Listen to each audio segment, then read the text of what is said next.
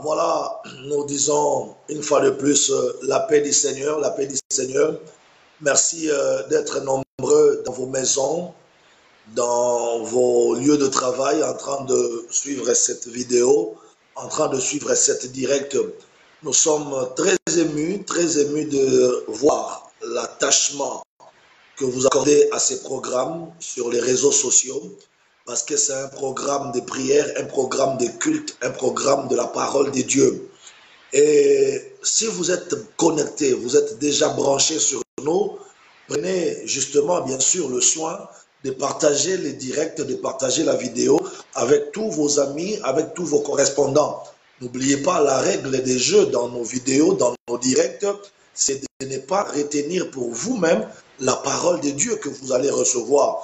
La parole de Dieu, c'est le plus beau cadeau qu'on peut donner à celui qu'on aime. Vous savez, si vous pouvez imaginer combien de personnes sont en train de mourir maintenant parce qu'ils n'ont pas écouté la parole de Dieu. Combien de personnes sont en train de stresser, sont en train de paniquer maintenant parce qu'ils n'ont pas l'occasion d'écouter la parole de Dieu. Alors, vous qui êtes en direct sur cette page Facebook, vous qui nous recevez pour écouter la parole de Dieu, soyez gentils, soyez vraiment gentils, prenez le soin de penser aux autres, partagez les liens, partagez la vidéo, envoyez les liens, envoyez la vidéo à tous ceux qui vous sont chers. Si vous connaissez un ami qui a soif de la parole de Dieu ou qui aime écouter la parole de Dieu, pourquoi pas, prenez votre téléphone, appelez-le, dites-lui que sur la page du Bishop Désiré Bansenga, il y a une prédication, il y a un culte, nous sommes en direct. C'est le moment de la parole de Dieu, c'est le moment de la prière. Alors nous voulons vraiment profiter de ce moment de la parole de Dieu pour vraiment retrouver notre foi, pour retrouver notre équilibre. C'est pourquoi nous sommes en train de demander à tous ceux-là qui sont en train de nous suivre maintenant de prendre le soin de balancer, n'est-ce pas, de balancer,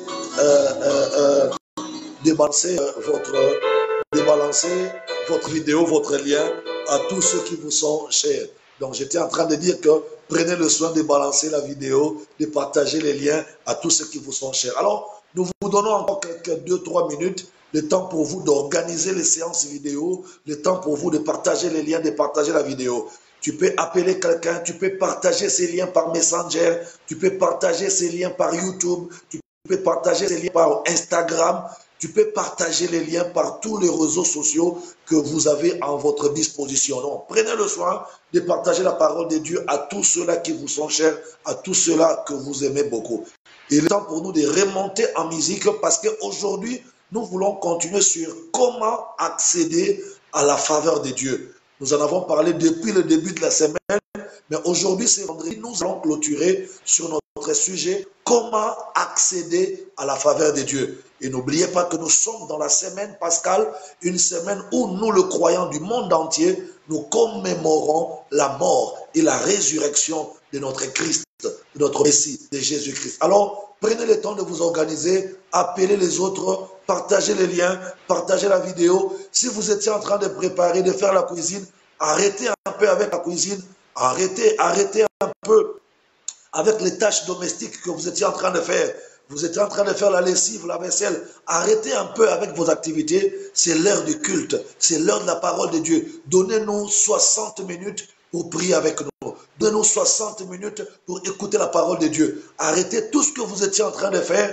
Honorons Dieu, honorons le culte, honorons la parole de Dieu, honorons ce moment de prière. Alors, connectez-vous sur nous. Partagez ces liens, partagez la vidéo. Nous allons passer 60 minutes en prière et en écoutant la parole de Dieu. Nous vous donnons un petit moment pour remonter en musique et Dieu va nous bénir. On y va.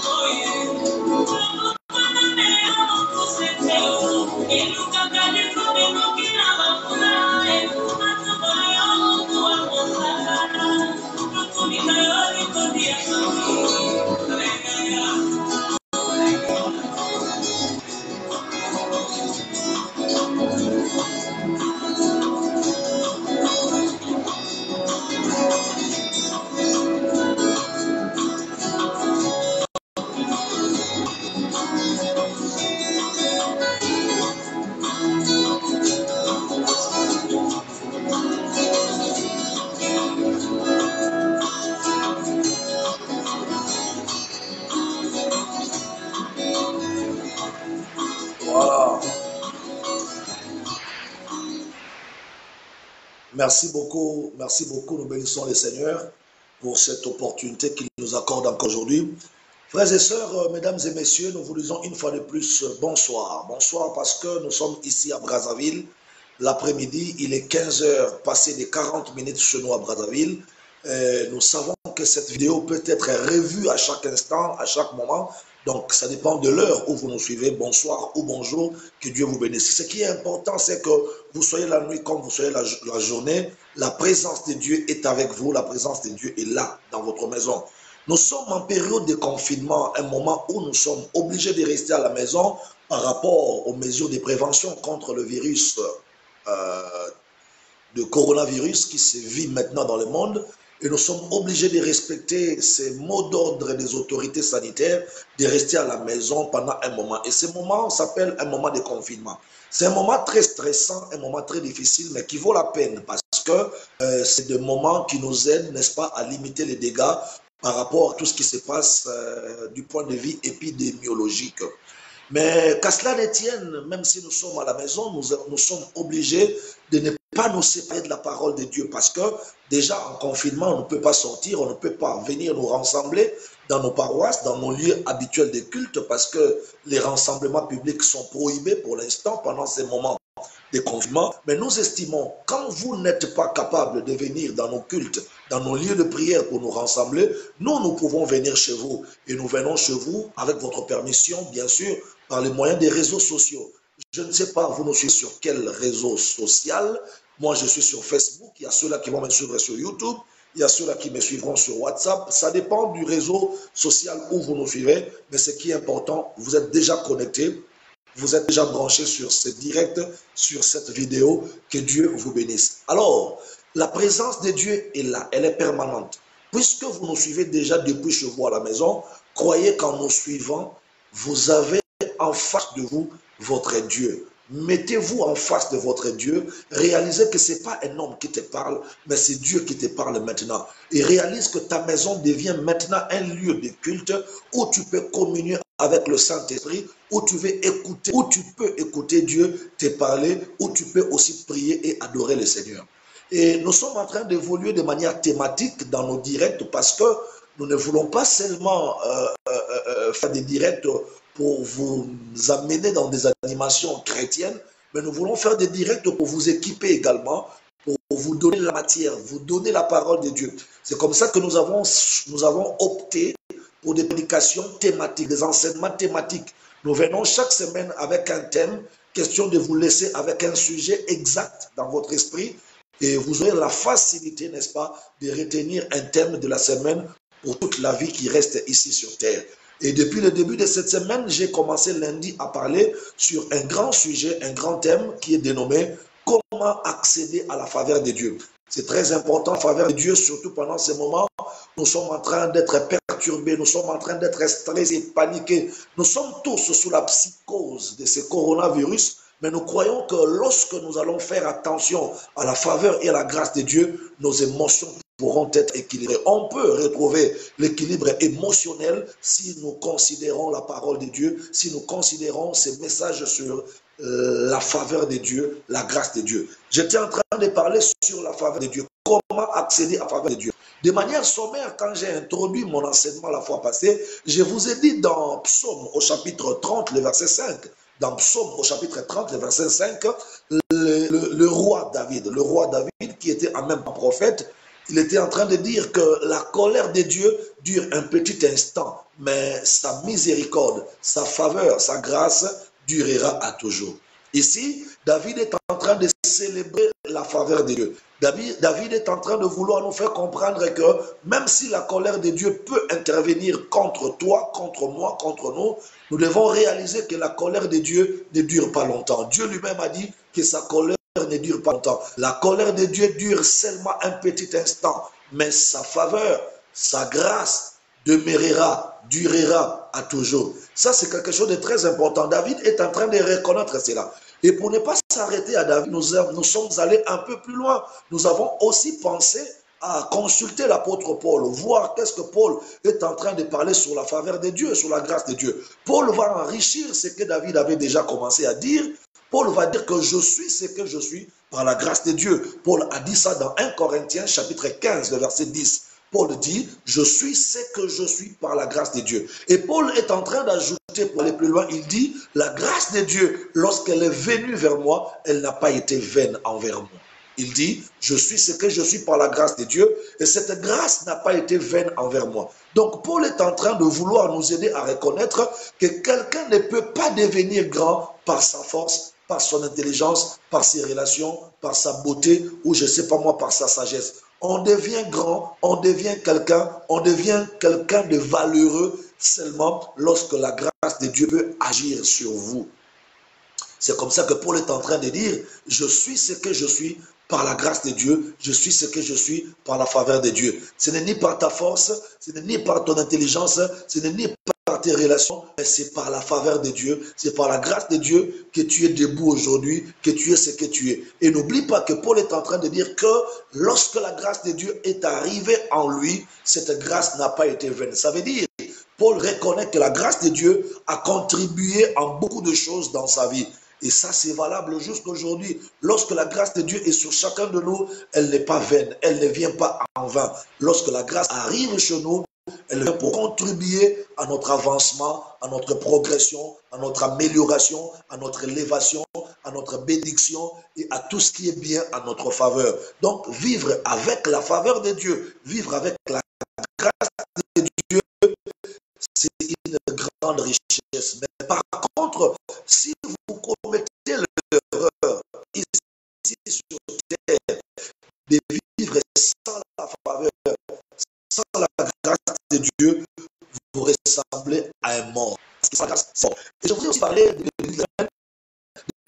personnes dans la Bible qui ont célébré la grâce de Dieu, qui ont bénéficié de la faveur. Et là, je parle de la maman de Jésus, Marie, quand elle va recevoir la visitation de l'ange, l'ange de Marie, je te salue Marie, pleine de grâce, le Seigneur est avec toi. On a vu comment la grâce de Dieu est arrivée à Marie, et quand la grâce de Dieu arrive dans la vie de Marie, l'ange lui dit, parce que la grâce de Dieu est avec toi, donc le Seigneur lui-même aussi est avec toi. Voyez-vous, donc quand la faveur de Dieu, quand la grâce de Dieu vous accompagne, c'est Dieu lui-même qui quitte le trône et qui vient marcher avec vous, qui vient vous accompagner. Parce que l'ange n'a pas caché les mots. L'ange a dit à Marie, Marie, je te salue, pleine de grâce, et parce que tu es plein de grâce, donc le Seigneur éternel est avec toi. Quand on a la grâce de Dieu, on a Dieu. Quand on a la faveur de Dieu, on a Dieu. Je vous ai aussi parlé de Daniel, ce grand homme, ce patriarche qui était en déportation en Babylone.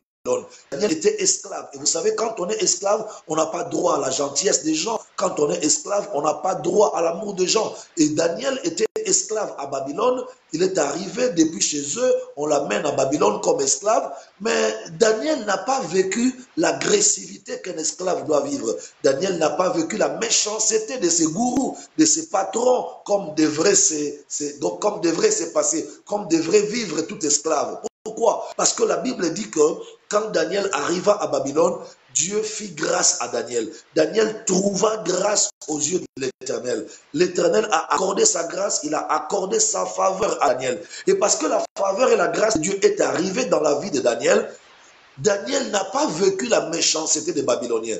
Au lieu que le Babylonien soit méchant envers Daniel, au lieu que le Babylonien soit agressif avec Daniel, mais Daniel a bénéficié de la gentillesse, Daniel a bénéficié de l'amour, n'est-ce pas, des autres Babyloniens et des chefs de Babylone. Le roi de Babylone a veillé sur Daniel, les eunuques de Babylone ont veillé sur Daniel, ils n'ont pas voulu qu'un malheur arrive à la vie de Daniel. Et pourtant, Daniel ne méritait pas ça. En tant qu'esclave, on ne peut pas mériter un bon traitement de la part de ses maîtres. Mais Daniel a bénéficié de ces bons traitements, a bénéficié de la compassion, de l'amour, de la gentillesse des chefs de Babylone. Pourquoi? Parce que la Bible dit au départ que l'Éternel a fait grâce. L'Éternel a fait trouver à Daniel sa faveur. Et quand la faveur est arrivée dans la vie de Daniel, on a vu que Daniel a expérimenté les bonnes choses au lieu de mauvaises choses. On a parlé aussi de Joseph, ce garçon qui depuis le bas âge, quand son papa a eu la faveur de Dieu, était déjà sur Joseph. Joseph est né dans la faveur de Dieu. La faveur et la grâce de Dieu a accompagné Joseph de la maison de son papa. La Bible dit que parce que Dieu avait fait grâce et faveur à Joseph, son papa qu'il a eu dans la vieillesse a beaucoup aimé Joseph. Et non seulement Joseph a excellé, il a progressé. Même quand Joseph était vendu chez Potiphar, arrivé dans la maison de Potiphar, la faveur de Dieu n'a pas abandonné Joseph. Joseph est devenu gouverneur de la maison de Potiphar. Un peu plus tard, on va l'envoyer en prison. Là-bas aussi, en prison, la faveur de Dieu n'a pas abandonné Joseph. Joseph, même en prison, il est devenu le chef des prisonniers. Vous voyez, lorsque la faveur et la grâce de Dieu vous accompagnent, vous allez conserver une position que la grâce de Dieu vous donnera. Vous voyez, les problèmes, les réalités, les situations peuvent changer dans votre vie. Mais la position que la grâce de Dieu te donne ne changera pas. Les événements peuvent changer dans votre vie. Les circonstances peuvent se succéder dans votre vie. Mais une position que Dieu vous a donnée par sa faveur, par sa grâce, ne vous quittera pas. Et là, je vous ai montré beaucoup de choses. Alors hier, j'ai parlé de comment faire pour accéder à la grâce de Dieu. C'est ce que nous avons vu hier. Tout le jour, il y a des directs qui sont restés sur notre page. Si vous avez manqué l'enseignement d'hier ou d'avant-hier, allez sur notre page, tapez sur la date que vous cherchez, vous trouverez la vidéo de la date correspondante, vous suivrez la matière parce qu'il y a tout un archivage sur notre page des vidéos que nous sommes en train de faire tout le jour dans le direct. Alors, hier j'ai parlé comment accéder à la faveur de Dieu. Parce que c'est bien beau de dire aux gens qu'il faut vivre sous la faveur, c'est bien beau de dire aux gens qu'il faut vivre sous la grâce de Dieu, mais comment peut-on entrer dans la grâce de Dieu? Comment peut-on entrer dans la faveur de Dieu? C'est là où j'ai commencé à vous dire que la première chose pour entrer dans la faveur de Dieu, ou la première chose pour appeler la faveur de Dieu dans votre vie, c'est d'abord commencer à vivre en dépendance des choses de Dieu. Lorsqu'on commence à aimer les choses de Dieu, à aimer les gens de Dieu, à aimer les choses du royaume de Dieu, vous verrez que votre amitié avec le royaume de Dieu, votre amitié avec les choses de Dieu déclenchera un flot de la faveur, un flot de la grâce de Dieu dans votre vie. C'est comme ça que la Bible déclare dans Matthieu chapitre 6 au verset 33, la Bible dit ceci: recherchez premièrement le royaume d'abord et la justice de Dieu, et tout le reste vous sera donné par-dessus. Tout le reste, c'est quoi? C'est le mariage, l'élévation, la guérison. Tout ce que nous avons besoin ici sur la terre, ce sont des choses qu'on peut facilement avoir si nous commençons d'abord à honorer les royaumes de Dieu, à chercher les royaumes de Dieu et à chercher la justice de Dieu. Donc, on peut s'attirer la grâce de Dieu, on peut s'attirer la faveur de Dieu lorsqu'on est capable, n'est-ce pas, d'aimer le royaume de Dieu, de rechercher le royaume de Dieu et d'aimer la justice de Dieu. Les gens qui vivent en bon terme avec Dieu, les gens qui vivent en bon terme avec le royaume de Dieu ont beaucoup de grâce et beaucoup de faveur de Dieu. Les gens qui vivent en antipathie, les gens qui vivent en contradiction avec le royaume de Dieu n'auront pas la faveur et la grâce de Dieu, mais ils auront de grandes malédictions. C'est comme ça que beaucoup de gens sont bloqués dans leur vie. Pourquoi? Parce qu'ils sont ennemis des choses de Dieu et ennemis des gens de Dieu. Quand on est ennemi du royaume de Dieu, ennemi des choses de Dieu, ennemi des gens de Dieu, en tout cas, on n'aura pas la faveur de Dieu. On ne bénéficiera pas de la grâce de Dieu. Mais au contraire, on vivra beaucoup de mauvaises choses et sa vie ne ressemblera à rien. Et la deuxième chose dont j'ai parlé hier, pour accéder à la grâce de Dieu, je vous ai dit qu'il faut être capable de faire du bien aux autres. Lorsqu'on est prêt, lorsqu'on est capable, je voulais dire, lorsqu'on est capable, qu'on est prêt à faire du bien aux autres, on s'attire la faveur de Dieu. En faisant du bien aux autres, on s'attire la grâce. En faisant du bien aux autres, on s'attire la faveur de Dieu.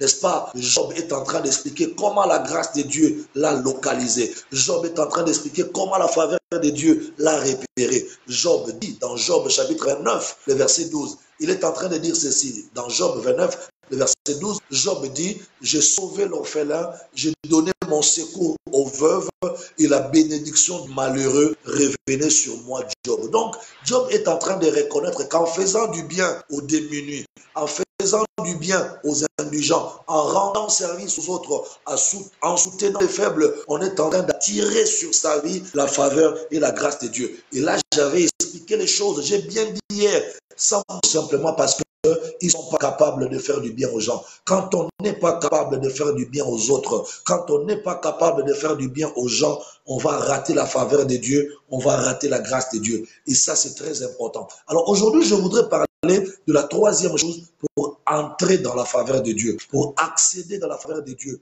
pour entrer dans la grâce de Dieu. La troisième chose, c'est la vie de prière. Waouh, répétez après moi, la vie de prière. La vie de prière, c'est quelque chose de très important qui nous attire la faveur de Dieu, qui nous attire la grâce de Dieu. Lorsqu'on est capable de vivre dans une vie de prière, on va amasser, on va emmagasiner la faveur et la grâce de Dieu. N'oubliez pas, la première chose dont j'ai parlé pour accéder à la grâce de Dieu, c'est aimer les choses du royaume de Dieu et aimer les choses de Dieu. La deuxième chose pour accéder à la grâce de Dieu, j'ai dit qu'il faut être capable de faire du bien aux autres, surtout aux gens qui sont faibles. Et puis la troisième chose que je suis en train de dire maintenant pour amasser la grâce de Dieu, pour accéder à la faveur de Dieu, c'est être capable d'avoir une vie de prière. Lorsqu'on a une vie de prière sérieuse, on est en train de s'attirer la faveur et la grâce de Dieu. La vie de prière nous amène de grandes faveurs. La vie de prière est possible dans ta vie lorsque tu seras capable de mener une vie de prière. Écoutez comment la Bible nous parle de la prière. Dans Hébreux au chapitre 4, Hébreux chapitre 4, le verset 16, je voudrais vous lire un passage qui va nous montrer comment la vie de prière peut nous amener à amasser, à emmagasiner, à stocker en nous la faveur et la grâce de Dieu. Hébreux 4, le verset 16, la Bible dit ceci. Approchons-nous donc avec assurance du trône de la grâce, afin d'obtenir miséricorde et de trouver grâce pour être secouru dans nos besoins. Est-ce que vous entendez ça? Oh, la parole de Dieu est merveilleuse. Hébreux chapitre 4, le verset 16. La Bible dit, approchons-nous donc avec assurance du trône de la grâce de Dieu, afin d'obtenir miséricorde et de trouver grâce, n'est-ce pas, pour être secouru dans nos besoins.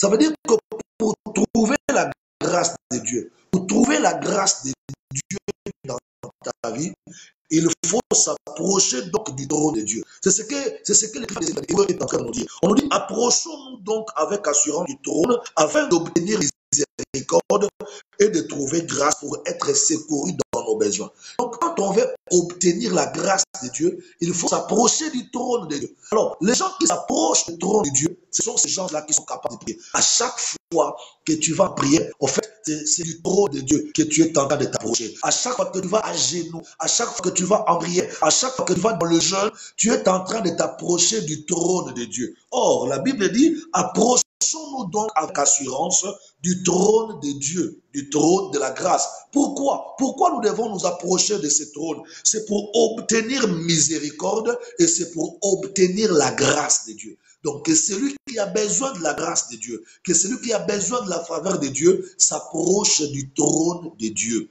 Et on s'approche comment du trône de Dieu? On s'approche du trône de Dieu par le moyen de la prière. Frère, vous savez, ça nous arrive souvent, nous sommes fatigués.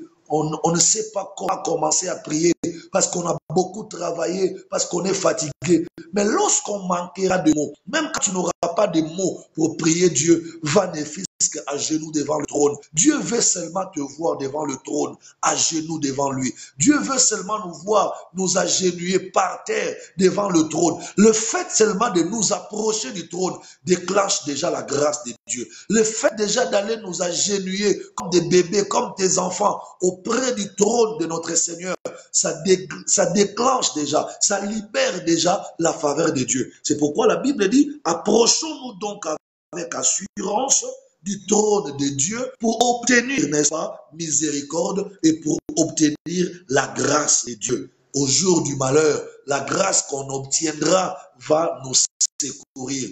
Et on peut obtenir la grâce de Dieu par le moyen de la prière. Quand on va devant le trône, quand on va à genoux devant le trône de Dieu, nous sommes en train de bénéficier de la faveur de Dieu. C'est comme ça que vous remarquerez, les gens qui n'aiment pas la prière n'ont pas la faveur de Dieu. Les gens qui n'aiment pas la prière n'ont pas la grâce de Dieu. En fait, quand nous allons en prière, qu'est-ce que Dieu recherche à nous? Dans nos moments de prière, Dieu ne s'intéresse pas trop à ce que nous disons. Parce que devant Dieu, nous n'avons pas de mots qu'il faut. On ne sait pas parler devant Dieu. Dieu parle bien que nous. Mais tout ce que Dieu est en train de poursuivre quand nous sommes en prière, Dieu regarde seulement notre humilité. Dieu veut te voir seulement à genoux. Tu tombes à terre avec tes diplômes, avec ta richesse, avec ton argent, avec ta beauté, avec tes relations. Dieu veut seulement te voir à genoux devant son trône. Et quand il te voit à genoux devant son trône, Dieu réalise combien tu es humble. Dieu réalise combien tu es simple. Dieu réalise combien tu le reconnais comme papa. Et à force de s'agenouiller seulement devant le trône de Dieu, le Seigneur libère sur toi sa faveur, il libère sur toi la grâce de Dieu. Ici, il est important que je rappelle à quelqu'un. Vous savez, actuellement, beaucoup de chrétiens parlent de la prière. Ils parlent trop de la prière, mais ils ne prient pas. Beaucoup de chrétiens disent la prière, ils parlent de la prière. En fait, la prière est devenue un slogan dans nos bouches, dans nos paroles. Mais très peu de chrétiens, très peu de gens, très peu de croyants vont à genoux devant le trône de Dieu. La Bible dit, approchons-nous donc avec assurance du trône de la grâce. Approchons-nous donc avec assurance du trône de la grâce. Allons à genoux devant le trône de Jésus. Allons à genoux devant le trône de Dieu. Allons nous humilier devant le trône de Dieu. Seulement quand on est à genoux devant le trône, nous encaissons la grâce, nous encaissons la faveur de Dieu. Donc la troisième chose, je veux dire, qui amène la faveur de Dieu dans nos vies, c'est la vie de prière. C'est pourquoi Paul est en train de dire non. D'ailleurs, ce n'est pas Paul qui a écrit le livre des Hébreux. Hein. Nous croyons que c'est Paul, ce n'est pas Paul.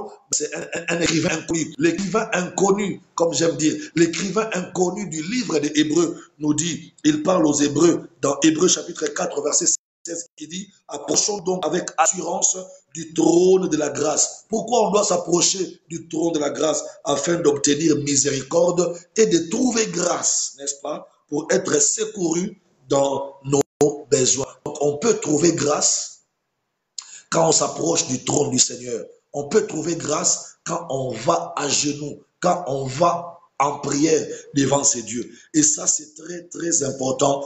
Nous devons comprendre cela. La faveur de Dieu vient dans ta vie. La grâce de Dieu viendra dans ta vie quand tu es capable de prier. Je t'exhorte à reprendre les bonnes habitudes de prier. Je t'exhorte à prendre tout le jour un temps d'aller à genoux en prière. La prière nous apporte beaucoup de faveurs. Celui qui demeure sous l'abri du Très-Haut. C'est comme ça que David dit dans Psaume 91. Dans Psaume 91, au verset 1er et au verset 2, la Bible dit que celui qui demeure sous l'abri du Très-Haut repose à l'ombre de Tout-Puissant. C'est-à-dire celui qui va en prière devant le trône de Dieu aura la faveur, aura la grâce de Dieu. Celui qui demeure sous l'abri du Très-Haut reposera à l'ombre du Tout-Puissant. Quand on veut avoir le repos, quand on veut avoir la faveur, quand on veut avoir la grâce de Dieu, il faut aller s'abriter sous le trône de Dieu. Il faut aller à genoux devant le trône de Dieu. À genoux en prière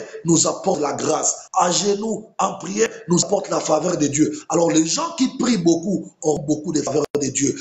Les gens qui prient beaucoup auront beaucoup de grâce de Dieu. Mais quand on n'est pas capable de prier souvent, on manquera la faveur. C'est comme ça que beaucoup de gens pensent dans leur vie qu'ils ont la malchance. Tu crois que tu as la malchance. Tu crois que tu es maudit. Non, ton vrai problème, c'est que tu n'as pas une bonne réserve de la grâce de Dieu en toi. Tu n'as pas une bonne réserve de la faveur de Dieu.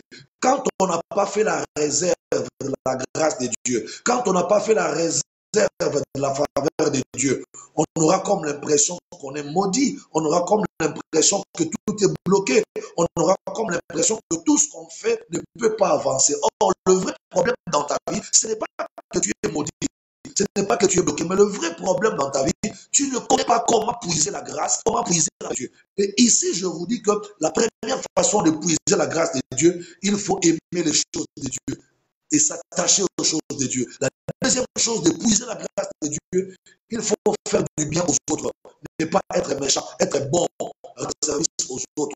Et la troisième chose qu'il faut faire pour puiser la grâce de Dieu, pour stocker la grâce de Dieu, il faut être un homme de prière. Quand on va en prière, quand on s'approche du trône de Dieu en prière, on va trouver la faveur, on va trouver la miséricorde.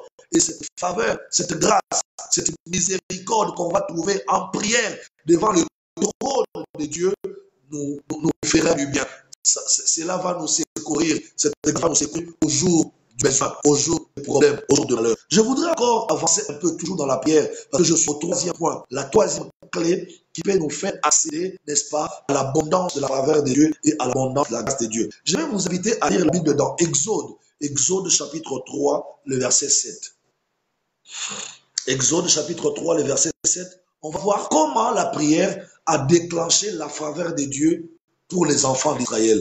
Comment la prière a déclenché la grâce de Dieu pour les enfants d'Israël. Exode chapitre 3, Exode chapitre 3, le verset 7. La Bible dit ceci. L'Éternel dit, j'ai vu la souffrance de mon peuple qui est en Égypte et j'ai entendu les cris que lui font ses frères. Car j'ai appris pour les délivrer de la main des Égyptiens et pour les faire monter dans ces pays, dans un bon et vaste pays, dans un où le lait et le miel, dans les lieux qu'habitent les Cananéens, les Amoréens, les Phérésiens, les Éviens et les Jébusiens. Encore, Exode chapitre 3, verset 7. La Bible dit, car il dit, j'ai vu la souffrance de mon peuple qui est en Égypte, et j'ai entendu les cris que lui font ses oppresseurs. Je connais l'heure, je suis descendu pour les délivrer de la main des Égyptiens et pour les faire monter de ces pays dans un bon et vaste pays, dans un pays où coule le lait et le miel, dans les lieux qu'habitent les Cananéens, les Hétiens, les Amoréens, les Phérésiens, les Éviens et les Jébusiens. Ici, on montre comment la prière, comment la vie de prière est arrivée à apporter un secours aux enfants d'Israël.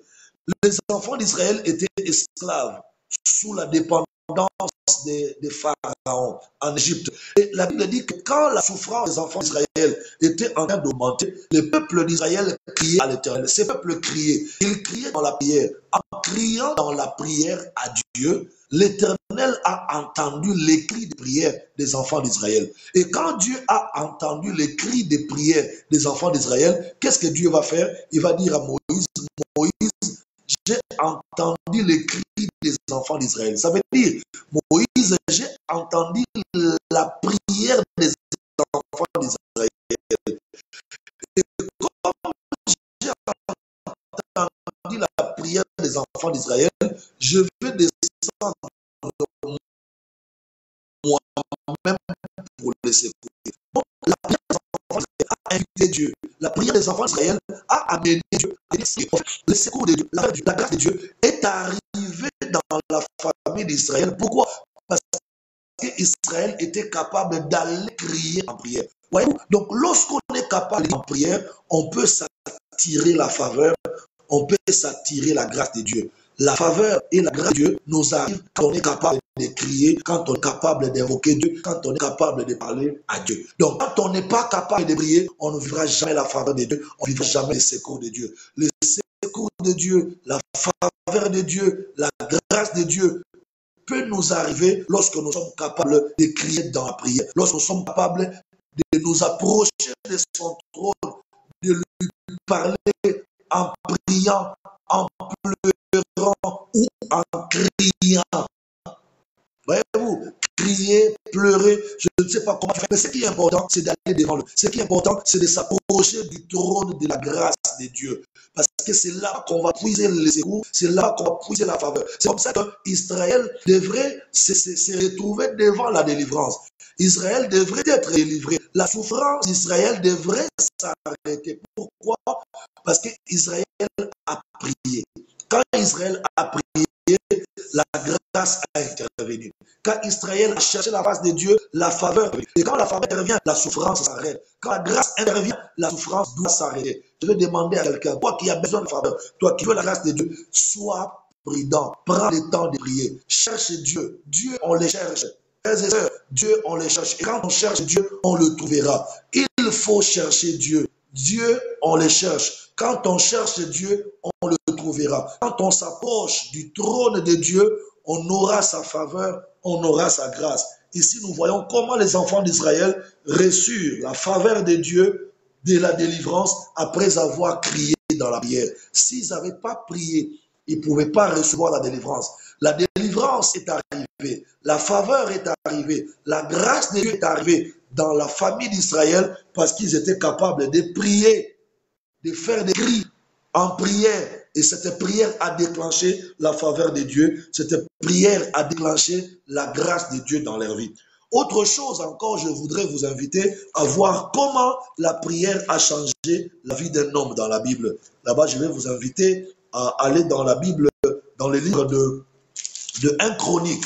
Dans 1 Chronique, au chapitre 4, on va voir comment la prière a apporté beaucoup de faveurs, comment la prière a apporté beaucoup de grâce dans la vie de ces garçons qu'on appelle Jaébet.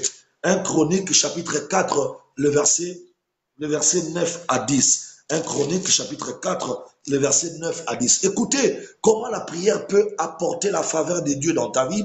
Écoutez comment la prière peut apporter la grâce de Dieu dans ta vie. Ces garçons qui avaient une vie qui n'avait pas de sens. La vie de Jaébet n'avait pas de sens. La vie de Jaébet ne ressemblait à rien. Mais quelque chose de nouveau est arrivé dans la vie de Jaébet à cause de la prière. Cette prière que Jaébet a fait, c'est ce que je vais lire. La prière de Jaébet va déclencher la faveur de Dieu sur sa vie. La prière de Jaébet va déclencher la faveur et la grâce de Dieu dans sa vie. 1 Chronique chapitre 4, le verset 9. Écoutez comment la Bible dit. La Bible dit, Jaébet était plus considéré que ses frères. Jaébet était plus considéré que ses frères. Sa mère lui donna le nom de Jaébet en disant, c'est parce que je l'ai enfanté avec douleur. Le verset 10, Jaébet lui-même invoqua le Dieu d'Israël en disant, si tu me bénis et que tu étendes mes limites, si ta main est avec moi et si tu me préserves du malheur, en sorte que je ne sois pas dans la souffrance. Et Dieu accorda ce qu'il avait demandé. Voyez-vous, ici, Jaébet se rend compte qu'il est né dans une famille de souffrance, une famille de pauvres.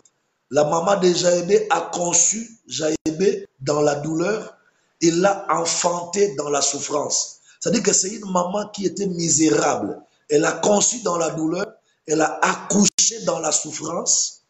La Bible ne nous parle même pas du papa de Jaébet. Son papa, on ne connaît pas son nom. Où est-ce qu'il est passé, on ne sait pas. On nous montre seulement dans quelles conditions sa maman a souffert pour concevoir Jaébet et pour engendrer Jaébet. Sa maman l'a conçu dans la douleur et sa maman l'a accouché dans la souffrance. Et lui-même, Jaébet, quand il va venir dans le monde, il se rend compte qu'il va naître dans une famille de douleur, une famille de souffrance. Non seulement il a grandi là-bas, mais Jaébet a commencé à avancer en âge. Il s'est rendu compte que la souffrance qu'il a trouvée dans sa famille auprès de sa maman ne s'arrêtait pas. Ça continuait maintenant à se rattacher à sa propre vie.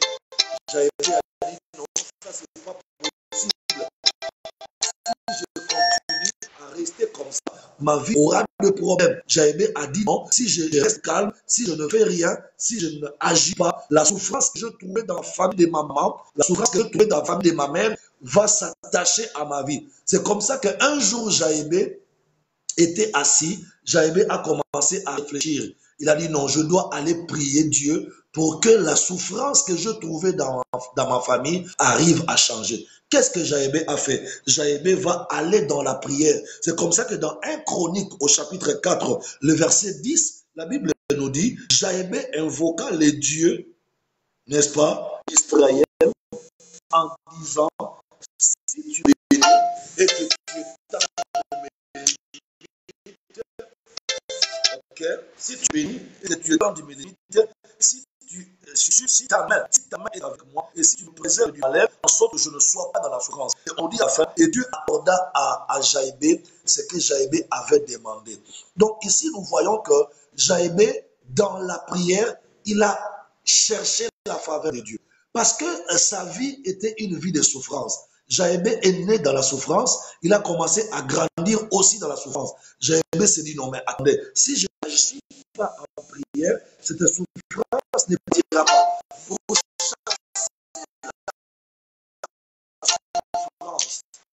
Pour que Jaïbé fasse la souffrance, qu'est-ce que Jaïbé a fait? Jaïbé a prié Dieu. Et en prière, dans la prière, Jaïbé a déclenché la faveur de Dieu. Jaïbé a déclenché la grâce de Dieu. C'est comme je vous ai dit tout à l'heure, que la prière nous apporte la faveur de Dieu. La prière nous apporte la grâce de Dieu. Quand quelqu'un est capable de prier, la grâce va se déferler sur sa vie. Quand quelqu'un est capable de prier, la faveur de Dieu va se déferler sur sa vie. On a vu Jaïbé. On a vu Jaïbé qui était en train de souffrir et qui était en train d'être malheureux dans sa vie. Mais qu'est-ce que Jaïbé a fait? Il a cherché la faveur de Dieu. Comment? Dans la prière. Jaïbé a cherché la grâce de Dieu. Comment? Dans la prière. Quand on est capable de chercher la grâce de Dieu, quand on est capable de chercher la faveur de Dieu dans la prière, on aura cette faveur, on aura cette grâce. Et c'est là où je voudrais encore marteler. Je vais interpeller l'attention de beaucoup de gens. Quand on est capable de prier Dieu, on aura la faveur de Dieu. On vivra la grâce de Dieu. Quand on est capable de chercher la face de Dieu, on aura la faveur de Dieu. Mais quand on n'est pas capable de prier et de chercher la face de Dieu, la faveur et la grâce de Dieu n'arrivera pas dans ta vie. Je parle des clés qui peuvent nous aider à rentrer dans la faveur de Dieu, à accéder dans la faveur de Dieu. La première clé pour entrer dans la faveur et la grâce de Dieu, il faut aimer les choses de Dieu, aimer les choses du royaume. La deuxième chose, pour accéder à la faveur de Dieu, il faut faire du bien aux gens, secourir les autres, rendre service aux autres. Et la troisième chose pour accéder à la grâce de Dieu, la troisième chose pour amasser, pour stocker en toi la grâce et la faveur de Dieu, il faut être capable de prier. Car celui qui est capable de prier sera capable de marcher avec la grâce de Dieu. Celui qui est capable de prier sera capable de marcher avec la faveur de Dieu. Je voudrais vous inviter à prendre encore un verset biblique dans Ésaïe au chapitre 43. Ésaïe 43, le verset 26. Ésaïe 43, verset 26. Dieu est en train de parler sur la prière. Dans Ésaïe 43, verset 26, la Bible dit « Réveille ma mémoire, plaidons ensemble, parle toi-même pour te justifier. » Voyez-vous, on dit « Réveille ma mémoire, plaidons ensemble, parle toi-même pour te justifier. » Ici, Dieu est en train d'inviter son peuple à réveiller sa mémoire. Dieu nous exhorte, nous son peuple, il dit, réveillez ma mémoire, réveillez-moi, venez plaider avec moi. Voyez-vous, dans la barque, lorsque les disciples et les apôtres étaient en train de naviguer sur la mer de Tibériade, la Bible dit qu'il y avait un vent fort et une tempête qui souffla sur la mer et la barque des apôtres, des disciples, menaçait de s'enfoncer. Mais quand vous remarquez dans cette barque-là, Jésus aussi était présent. Mais qu'est-ce que Jésus faisait? Jésus était en train de dormir. Et quand Pierre a vu que la barque voulait faire naufrage et qu'il voulait périr avec les autres frères et disciples, qu'est-ce que Pierre a fait? Pierre est rentré dans la barque, il réveilla le Seigneur. Réveiller le Seigneur, ça veut dire quoi? C'est prier. Réveiller le Seigneur, c'est prier le Seigneur. Il faut réveiller le Seigneur dans la prière. Vous savez, ne dites pas que Dieu connaît mon problème. Ne dites pas que Dieu connaît notre situation. Non, la Bible dit, même si Dieu connaît ton problème, même si Dieu connaît ta situation, mais la Bible dit, en toute chose, je dis bien, en toute chose, faites connaître à Dieu vos besoins par des prières, par des supplications et par des actions de grâce. Donc, en toute chose, réveillez la mémoire de Dieu. Il ne faut pas être paresseux ou il faut pas dire non, je ne veux pas prier. Dieu connaît déjà mon problème. Dieu connaît déjà ma maladie. Dieu connaît déjà ma situation. Non, ça c'est pas la parole de Dieu. La parole de Dieu nous dit de temps en temps d'aller réveiller Dieu. Même si on sait qu'il connaît, parce qu'il connaît tout. Le problème de Dieu quand nous venons chercher sa face, ce n'est pas de nous écouter parler. Le problème de Dieu, Dieu veut voir jusqu'à quel niveau nous voulons les reconnaître comme papa. C'est cet aspect-là qui retient l'attention de Dieu. Quand nous allons en prière, Dieu, attends, qu'est-ce qu'il va faire avec nos paroles? Parce que lui-même, il dit dans la Bible, avant que vous n'ouvriez la bouche pour parler, je connais déjà ce que vous voulez demander. Mais pourquoi il veut que nous venions encore prier? Au fait, dans notre prière, dans nos moments de prière, ce qui intéresse Dieu, ce n'est pas les mots que nous disons, ce n'est pas les paroles que nous disons. Ce qui intéresse Dieu, c'est notre attitude d'humilité. Quand Dieu nous voit à genoux, à terre, devant son trône, en train de l'éveiller, ça fait du bien à Dieu. Dieu se dit, oh, ça c'est une bonne chose. Ses enfants me reconnaissent comme un papa, ils me reconnaissent comme les maîtres, comme leur Dieu. Et c'est tout ce que Dieu cherche. C'est pourquoi Dieu ne supporte pas les gens qui n'aiment pas prier.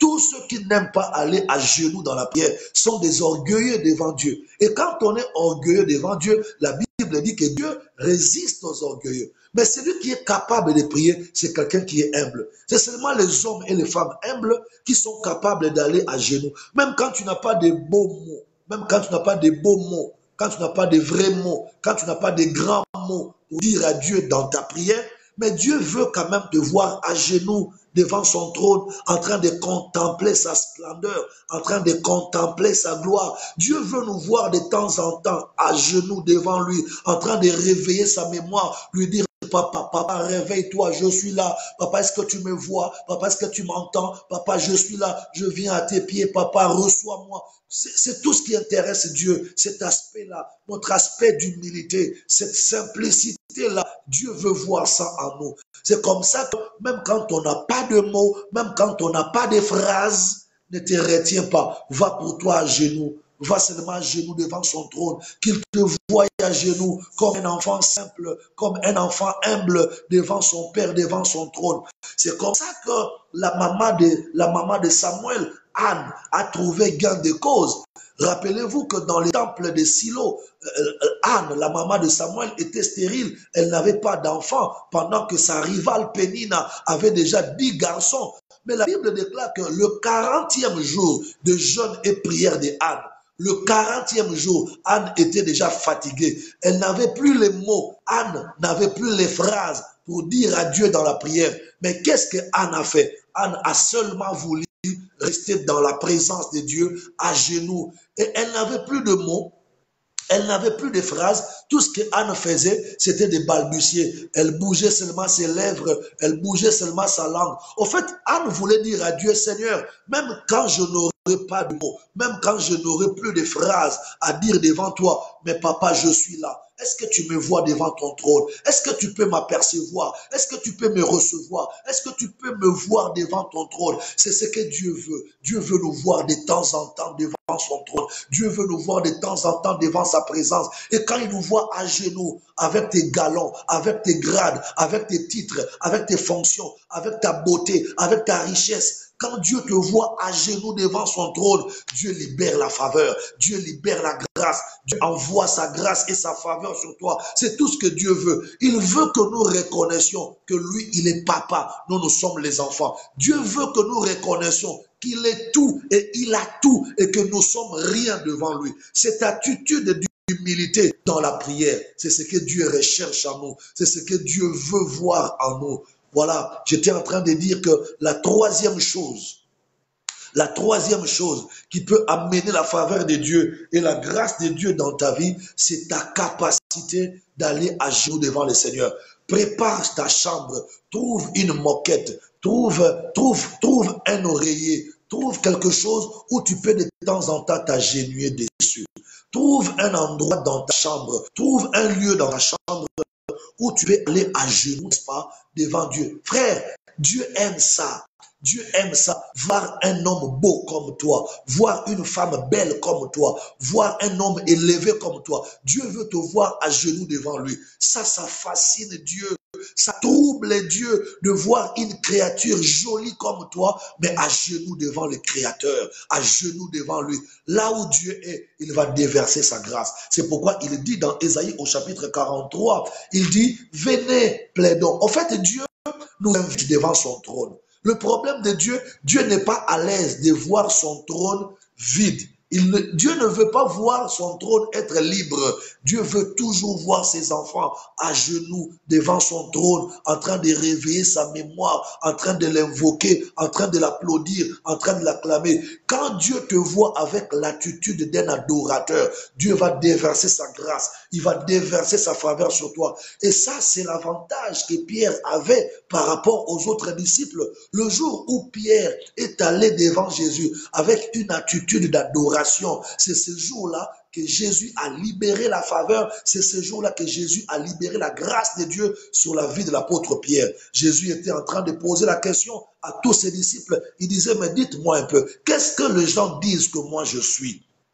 Les autres disaient, oh, il paraît que toi tu es Jérémie, il paraît que tu es Josué. Chacun donnait sa version de fait. Et puis Jésus prend la parole, il dit alors à ses disciples, il dit, vous qui vivez avec moi, vous qui êtes avec moi, vous dites que je suis qui? L'autre disait, non, tu es l'Élie qui devrait revenir. L'autre dit, non, toi tu es Jérémie, tu es Josué. L'autre dit, tu es ceci. Mais quand l'apôtre Pierre regarde Jésus, il dit, non, toi, maître, toi, tu n'es pas ce que les hommes disent que tu es. Tu n'es pas tout ce que les gens disent que tu es. Toi, tu es le Christ, tu es le Messie, le Fils de Dieu. Ces jours-là, quand Jésus a compris, quand Jésus a senti, quand Jésus a vu que Pierre a reconnu sa grandeur, Pierre a reconnu sa supériorité, quand Jésus a vu que Pierre est venu à lui avec une attitude d'adoration, ces jours-là, Jésus n'a pas retenu sa grâce. Ces jours-là, Jésus n'a pas retenu sa faveur. Qu'est-ce que Jésus va dire à Pierre? À partir d'aujourd'hui, je te donne les clés du royaume. Ce que tu fermeras sur la terre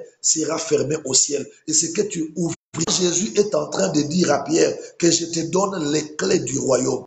Qu'est-ce qu'il voulait dire à Pierre? Que je t'ai donné la faveur du royaume, je t'ai donné la grâce du royaume. Mais comment Pierre a pu obtenir cette faveur? Comment Pierre a trouvé cette grâce de recevoir de Jésus les clés du royaume? C'est tout simplement parce que Pierre est allé vers Jésus avec une attitude d'adoration. Approchons-nous de lui donc avec assurance. Allons devant son trône avec assurance. Agenouillons-nous devant son trône comme des enfants devant un papa. Il va libérer la grâce. Tu manques de grâce parce que tu ne pries pas. Tu manques la faveur de Dieu parce que tu n'as jamais été à genoux devant Dieu. Je te pose la question. Depuis que la semaine ici a commencé, tu es allé à genoux devant Dieu combien de fois? Toi, tu ne pries jamais à genoux. Tu pries déjà couché sur ton lit. Tu pries assis sur la table devant la nourriture, tu commences à prier. Mais combien de fois, depuis que la semaine a commencé, tu es allé à genoux comme un adorateur, comme un enfant devant son papa, comme un subalterne devant son roi? Combien de fois tu t'es agenouillé devant le Maître, devant Dieu, devant Jésus, pour lui dire, Seigneur, je suis rien devant toi, toi tu es tout pour moi. Combien de fois tu as fait ça? Combien de fois? Depuis que ce mois d'avril a commencé, combien de fois tu es allé à genoux? Tu ne manques jamais de prétextes, tu ne manques jamais d'arguments pour t'excuser, pour éviter de t'agenouiller devant Dieu. Mais en faisant ces choses-là, tu es en train de rater la grâce, tu es en train de rater la faveur de Dieu. La faveur de Dieu vient quand on est capable d'aller dans la prière devant le trône de Dieu. Alors, je passe à la quatrième chose. La quatrième clé pour amasser la faveur de Dieu, la quatrième clé pour recevoir la faveur de Dieu, c'est être reconnaissant envers Dieu. Quand on est reconnaissant envers Dieu, on s'attire la faveur de Dieu, on s'attire la grâce de Dieu. N'oubliez pas, la première chose pour attirer la faveur de Dieu, j'ai dit, il faut aimer le royaume de Dieu, aimer les choses du royaume, aimer les gens du royaume. La deuxième chose pour attirer la faveur et la grâce de Dieu, j'ai dit, il faut être capable de servir les autres, de faire du bien aux autres et d'être bon envers les autres. La troisième chose pour attirer la faveur et la grâce de Dieu dans ta vie, j'ai dit qu'il faut avoir une vie de prière. Une vie de prière humble, pas une vie de prière orgueilleuse. Une vie de prière qui te pousse malgré ton statut, malgré ton niveau, malgré tes galons, malgré tes grades. Une vie de prière qui te pousse à arrêter de temps en temps à genoux devant le trône de Dieu de la grâce. Et puis la quatrième chose qui nous attirera la faveur et la grâce de Dieu, c'est la reconnaissance envers Dieu. Quand on est reconnaissant envers Dieu, le Seigneur n'hésitera pas d'envoyer sa grâce d'envoyer sa faveur dans ta vie. Allons-y dans Psaume 67. Psaume 67, le verset 5 à 6. Psaume 67, le verset 5 à 6. Je vais lire la parole de Dieu. Écoutez comment la Bible déclare. Psaume 67, le verset 5 à 6. La Bible dit, les nations se réjouissent et sont dans l'allégresse, car tu juges le peuple avec droiture et tu conduis les nations sur la terre. Les peuples te louent, ô Dieu, tous les peuples te louent. La terre donne ses produits, Dieu, notre Dieu, nous bénit. Je reprends le verset 5. Les nations se réjouissent et sont dans l'allégresse, car tu juges les peuples avec droiture et tu conduis les nations sur la terre. Le verset 6 dit clairement, les peuples te louent, ô Dieu, tous les peuples te louent. Voyez-vous, les peuples louent Dieu. Un peuple qui loue Dieu, c'est un peuple qui reconnaît les bienfaits de Dieu. Un peuple qui se réjouit devant Dieu. Un peuple qui se réjouit des choses que Dieu fait, c'est un peuple qui est reconnaissant devant Dieu. Un peuple qui loue Dieu, c'est un peuple qui est reconnaissant devant Dieu. Alors, pour que Dieu déverse sur toi sa grâce et sa faveur, de temps en temps, tu dois être capable de reconnaître les choses que Dieu a déjà fait dans ta vie. Vous voyez, la grâce de Dieu est en train de quitter la vie de beaucoup de personnes parce que les gens ne sont pas reconnaissants. Les gens ne reconnaissent pas ce que Dieu a déjà fait dans leur vie. Et quand on n'est pas capable de reconnaître les choses que Dieu a déjà fait dans ta vie, tu es en train d'empêcher à la grâce de Dieu de venir rester dans ta vie. Voyez-vous, il y a des gens qui sont capables d'oublier les choses que Dieu a fait pour eux avant parce qu'ils n'ont pas encore reçu ce qu'ils sont en train de demander aujourd'hui. Attends, comment peux-tu oublier des grandes choses que Dieu a fait pour toi l'année passée parce qu'aujourd'hui tu n'as pas encore reçu ce que tu es en train de demander? Non, ça c'est une mauvaise façon de comprendre Dieu. Écoutez-moi très bien, même si tu n'as pas encore reçu les choses que tu attends de Dieu aujourd'hui, mais sache qu'il y a déjà d'autres choses que Dieu a déjà fait dans ta vie. Sois reconnaissant. Commence d'abord par être reconnaissant pour des choses que Dieu a déjà fait avec toi avant que tu attendes les choses d'aujourd'hui. Dieu n'arrêtera pas d'être Dieu parce qu'il n'a pas donné ce que tu demandes aujourd'hui. Avant que tu demandes la chose d'aujourd'hui, il y a d'autres choses déjà que Dieu t'avait donné sans que tu demandes. Sois reconnaissant, sois reconnaissant. C'est pas parce qu'aujourd'hui tu n'as pas un travail que tu vas oublier les choses que Dieu a fait dans ta vie. C'est pas parce qu'aujourd'hui Dieu t'a pas encore donné un travail que tu vas oublier comment il t'a guéri l'année passée. Pourquoi tu oublies facilement les choses que Dieu a fait pour toi? Dieu t'a guéri dans le passé, Dieu t'a béni dans le passé, Dieu a fait pour toi beaucoup de choses dans le passé. Tu ne peux pas commencer à oublier les choses que Dieu a déjà fait pour toi parce que tu n'as pas encore reçu les choses que tu demandes aujourd'hui. Ton histoire avec Dieu n'a pas commencé aujourd'hui. Si aujourd'hui il y a des choses que tu n'as pas encore reçues de Dieu, mais reconnais au moins qu'il y a des choses dans le passé que Dieu t'avait déjà donné. Mais commence par être reconnaissant. Sois d'abord reconnaissant pour les choses que Dieu a déjà fait pour toi. Commence d'abord par reconnaître les choses que Dieu t'a données. Voyez-vous, David était face à Goliath. David était face à Goliath. On demandait à David, qu'est-ce qui te prouve que toi tu vas battre Goliath?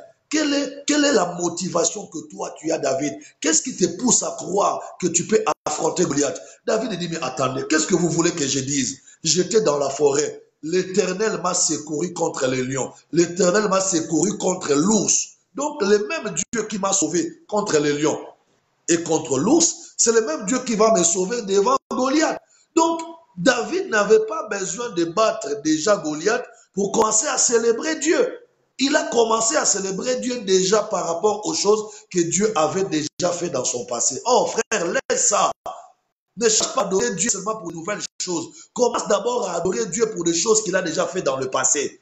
C'est ça, connaître Dieu, être reconnaissant. Reconnais d'abord les choses que Dieu a déjà fait dans ton passé. N'attends pas de nouvelles choses. N'attends pas de commencer à adorer aujourd'hui parce que tu attends un travail. N'attends pas le travail pour adorer. N'attends pas ton mariage pour adorer. N'attends pas ta guérison pour adorer. Commence d'abord à adorer Dieu pour des choses qu'il a fait dans le passé. David a commencé à adorer Dieu. Il a commencé à célébrer Dieu, pas par rapport à l'ennemi Goliath qui est devant lui, mais David a commencé à adorer et à célébrer Dieu par rapport aux victoires que Dieu lui a données dans son passé. Chacun de nous a dans son passé des témoignages, des choses que Dieu a fait pour lui. Chacun de nous a des miracles. Chacun de nous a des victoires que Dieu t'a données dans le passé. Commence d'abord par bénir Dieu. Commence d'abord par célébrer Dieu pour des choses que Dieu a fait pour toi. Vous savez, nous poussons Dieu à nous résister nous-mêmes. Quand on n'est pas capable de dire merci à Dieu pour des choses qu'il a fait dans le passé, on ne l'encourage pas à faire de nouvelles choses aujourd'hui. Dieu nous regarde et dit, mais attendez, ces gens-là, ces enfants-là, ils ne sont même pas capables de me dire merci pour tout ce que j'ai fait pour eux dans le passé. Mais ils m'obligent de faire de nouvelles choses. Non, commençons d'abord par être reconnaissants. Dire à Dieu, papa, merci. Parce que j'étais enfant, tu m'as guéri de la poliomyélite. J'étais enfant, tu m'as guéri de la choléra. J'étais enfant, tu m'as guéri de beaucoup de maladies. Merci Seigneur. Je sais que toi, le Dieu qui m'a guéri de toutes les épidémies quand j'étais enfant, tu me guériras aussi de coronavirus. Toi qui m'as protégé de sida, toi qui m'as protégé de toutes les maladies, tu m'as protégé de virus Ebola, tu me protégeras de coronavirus. On n'a pas seulement besoin d'attendre de nouvelles choses pour commencer à adorer Dieu. On doit commencer à adorer Dieu par rapport aux choses qu'il a déjà fait dans le passé. C'est ça la reconnaissance et c'est ça la foi qui peut libérer sur toi la faveur et la grâce de Dieu. Mais quand Dieu nous trouve ingrats, quand Dieu nous voit sans reconnaissance, comment peut-il verser sur nous sa faveur et la grâce? Nous voulons attendre de Dieu de nouvelles choses. Nous voulons voir de la part de Dieu de nouvelles choses, pendant que nous sommes incapables de témoigner des anciennes choses qu'il a fait pour nous. Nous voulons que Dieu fasse de nouvelles choses, pendant que nous ne sommes pas capables de reconnaître les anciennes choses qu'il a déjà fait. Non, quand on n'est pas reconnaissant à Dieu, on bloque son ciel. Tu es en train de bloquer le ciel sur toi. Pourquoi? Parce que tu es ingrat. Tu n'es pas reconnaissant. Tu n'as jamais célébré Dieu pour de bonnes choses qu'il a fait pour toi dans le passé. Tu n'as jamais témoigné Dieu des choses qu'il a fait pour toi dans le passé. Mais tu veux seulement de nouvelles choses. Non, mais comment Dieu fera de nouvelles choses si les anciennes choses qu'il a fait, tu n'as pas reconnu sa grâce, tu n'as pas reconnu sa faveur? Sois d'abord reconnaissant pour des choses que Dieu a fait pour toi dans le passé. Alors Dieu continuera à faire de nouvelles choses dans le présent. Et la cinquième chose, je vais clôturer par là, la cinquième chose pour attirer la faveur et la grâce de Dieu dans nos vies, c'est ce que moi j'appelle l'onction, l'onction du Saint-Esprit, l'onction de Dieu. Quand on a l'onction de Dieu, waouh, la faveur de Dieu va se rattacher à toi. J'ai prie Dieu que tous ceux qui me suivent maintenant dans vos maisons, là où vous êtes en confinement, recevez l'onction du Saint-Esprit. Parce que l'onction de Dieu, quand elle arrive sur quelqu'un, l'onction apporte la grâce. L'onction apporte la faveur de Dieu. Je vais vous montrer un passage de la Bible pour vous faire voir que l'onction n'est pas seulement pour délivrer quelqu'un. L'onction, ce n'est pas seulement pour chasser les démons. L'onction, ce n'est pas seulement pour vaincre les sorciers. Mais l'onction que Dieu nous donne, c'est pour aussi libérer sa faveur, c'est pour aussi libérer sa grâce en nous. Psaume chapitre 45, le verset 8. Psaume 45, le verset 8. Je vais lire la parole de Dieu. Écoutez comment la Bible dit. Je commence au verset 8. Psaume 45, le verset 8. La Bible dit, tu aimes la justice et tu hais la méchanceté. C'est pourquoi, ô Dieu, ton Dieu t'a oint d'une huile de joie par privilège sur tes collègues. Le verset 9 dit, la myrrhe, l'aloès et la casse parfument tous tes vêtements dans les palais d'ivoire. Les instruments à cordes te réjouissent. Le verset important, c'est le verset 9. On dit, la myrrhe, l'aloès et la casse parfument tous tes vêtements dans les palais d'ivoire. L'aloès, la myrrhe et la casse sont des composants de l'onction d'huile. Quand Dieu a dit à Moïse comment fabriquer l'huile d'onction, Dieu avait dit à Moïse, tu diras au parfumeur qui va fabriquer l'onction d'huile de mettre dedans l'aloès, de mettre dedans la myrrhe et de mettre la casse. Mais on nous dit que ces trois composants, quand on les retrouve dans l'huile d'onction, ces trois composants dégagent un parfum. Et ce parfum-là est attaché à l'onction, à l'huile d'onction. Donc, quand quelqu'un reçoit l'huile d'onction de Dieu sur sa vie, cette onction, cette huile d'onction doit automatiquement, doit obligatoirement dégager un parfum de bonne odeur dans sa vie. C'est comme ça qu'il y a des gens, je vais vous dire, il y a des gens dans la vie, ils ne se parfument pas de tous les parfums que vous connaissez. Il ne met pas les Christian Dior, il ne met pas les Yves Saint Laurent, il ne met pas le Paco Rabanne, il ne met pas le, je ne sais pas moi, tout ça là. Mais il a un parfum spirituel. Ça veut dire quand tu es à côté de lui, tu sens qu'il est bon, qu'il est doux et qu'il est agréable de rester à côté de lui. Ça veut dire qu'il y a des gens, Dieu l'a tellement oint, tu as du plaisir à rester à ses côtés, tu as du plaisir à l'écouter parler, tu as du plaisir à vivre avec lui. Tu as comme l'impression qu'il sent bon. Une odeur qui n'est pas nasale, mais une odeur spirituelle. Il y a des odeurs comme ça, des odeurs qui ne sont pas nasales, mais des odeurs qu'on peut percevoir dans l'esprit. Et c'est ça l'apport, l'impact de l'onction, n'est-ce pas, dans la vie de quelqu'un. Quand Dieu oint quelqu'un, l'onction de Dieu dans cet homme que Dieu vient de oindre va dégager en lui un parfum de bonne odeur. Et ce parfum-là fera que les gens soient aisés, soient contents de rester autour de lui.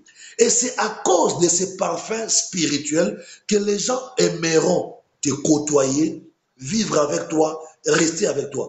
Il y a des gens, ils ne te demandent pas l'argent, mais toi-même, tu es tenté de lui donner l'argent. C'est-à-dire, il a des choses dans lui qui sont spirituelles, qui te poussent à l'aimer. Il y a des gens comme ça. Et je veux que toi, tu deviennes comme ça aussi. C'est pourquoi le lundi, je vais faire un grand service d'onction d'huile en direct. Le lundi, ça sera un service d'onction d'huile en direct. C'est la semaine de la Pâque. Et le lundi sera le lundi de Pâques. Mais le lundi, je vais prier pour vos bouteilles d'huile. Parce qu'il faudrait que Dieu vous oigne. Quand Dieu te oint de son Esprit Saint, l'odeur du Saint-Esprit va commencer à se dégager de ta vie. Les gens vont t'aimer facilement. Tu seras un bien-aimé. Tu seras facile à aimer. Les gens vont te désirer facilement. Pourquoi? Parce que l'onction de Dieu en toi va dégager un parfum. Et c'est ce parfum-là qu'on ne peut pas sentir par les nez, un parfum qu'on peut sentir dans l'esprit seulement. Ce sont des hommes et des femmes spirituels qui vont commencer à comprendre que tu es doux, tu es agréable, qu'il fait beau de vivre à côté de toi, de rester avec toi. Et dans la vie, quand on rencontre quelqu'un que Dieu a oint comme ça, tu sentiras toi-même que c'est beau de vivre à côté de lui. C'est intéressant de rester avec lui. C'est intéressant de l'écouter parler, de l'entendre parler. C'est bien de rester, de manger, de discuter avec lui. Pourquoi? Parce que l'onction de Dieu en lui apporte une odeur du parfum. Et dans cette odeur-là, que le parfum de l'onction dégage, il y a la faveur, il y a la grâce de Dieu. Tu sais, il y a quelqu'un que Dieu a oint dans la Bible. Je vais vous dire ça. Ça va vous faire rire, mais c'est l'histoire de la Bible. Lorsque Dieu a oint Saül dans la Bible, quand Dieu a oint Saül dans la Bible, l'onction de Dieu dans la vie de Saül a fait que Saül commençait à dégager une odeur qui poussait même aux passants de chercher à comment faire pour lui faire cadeau. C'est comme ça que la Bible déclare, un jour, pendant que Saül était déjà oint, il est en train de marcher, il va rencontrer 3 hommes qui montaient à Bethel. Saül était déjà oint. Lui-même ne se rendait pas compte de ce que l'onction de Dieu a commencé à faire dans sa vie.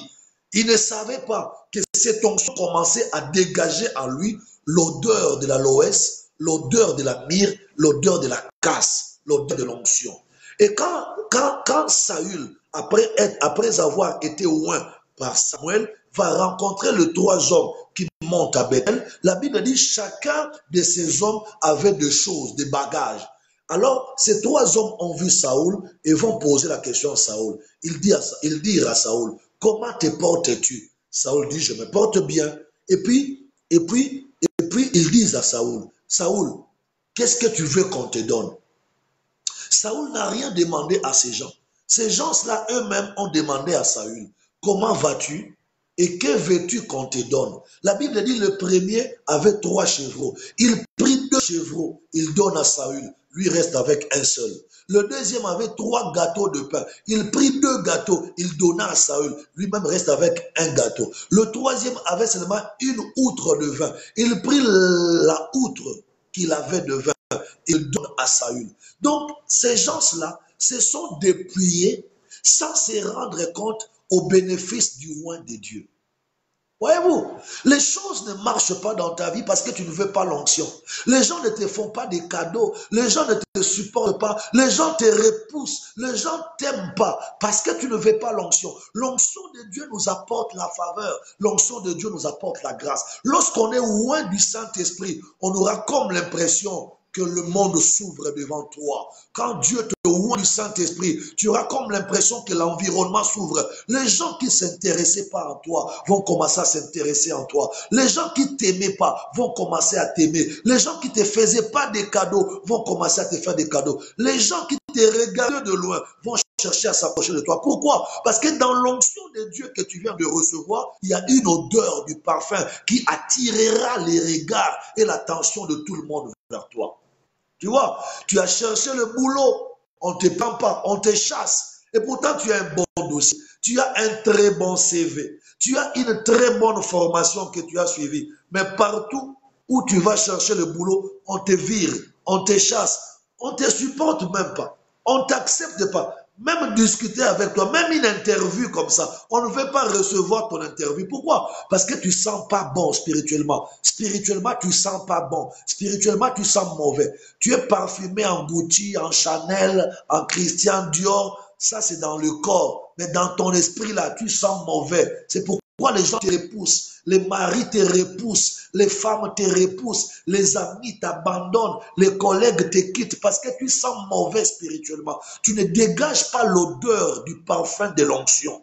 Or, quand on a l'onction de Dieu en nous et que cette onction dégage en nous l'odeur du parfum de l'onction, cette odeur-là attirera vers nous les bonnes choses et les bonnes personnes. Mesdames et messieurs, voici j'arrive à la fin de mon intervention. J'ai parlé de 5 clés, 5 choses pour attirer la faveur, pour attirer la grâce de Dieu. La première chose, je vous ai dit qu'il faut aimer les choses du royaume de Dieu. La deuxième chose, je vous ai dit, il faut faire du bien aux autres pour attirer la faveur et la grâce de Dieu.